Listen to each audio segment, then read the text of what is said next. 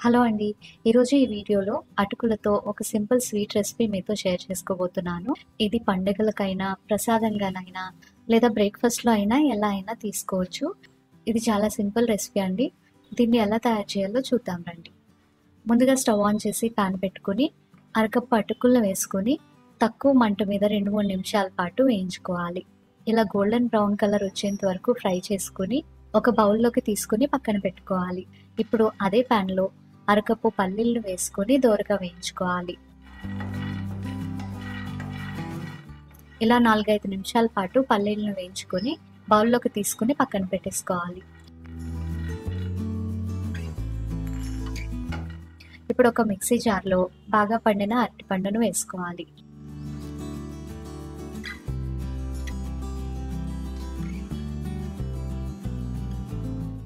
అలాగే 5-6 పొట్టు తీసిన బాదం పప్పుల్ని వేసుకోవాలి. కాచి చల్లార్చిన పాలని 1 కప్పు వేసుకోవాలి. షుగర్ ఇష్టం ఉన్న వాళ్ళు షుగర్ 1 స్పూన్ వేసుకోవచ్చు, లేదంటే హనీ వేసుకోవచ్చు. ఇప్పుడు దీన్ని మెత్తగా గ్రైండ్ చేసుకోవాలి.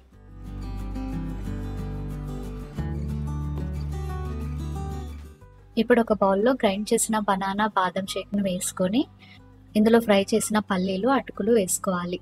ఒక 5 నిమిషాల పాటు పక్కన ఉంచితే అటుకులు సాఫ్ట్‌గా అవుతాయి.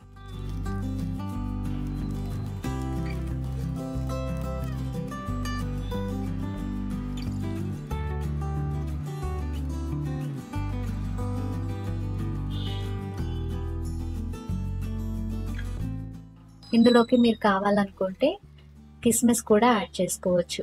అంతేనండి, ఎంతో సింపుల్‌గా ఉండే రెసిపీ మీరు కూడా తప్పకుండా ట్రై చేయండి. ఈ వీడియో మీకు నచ్చితే లైక్ చేసి ఛానల్‌ని సబ్స్క్రైబ్ చేసుకోండి.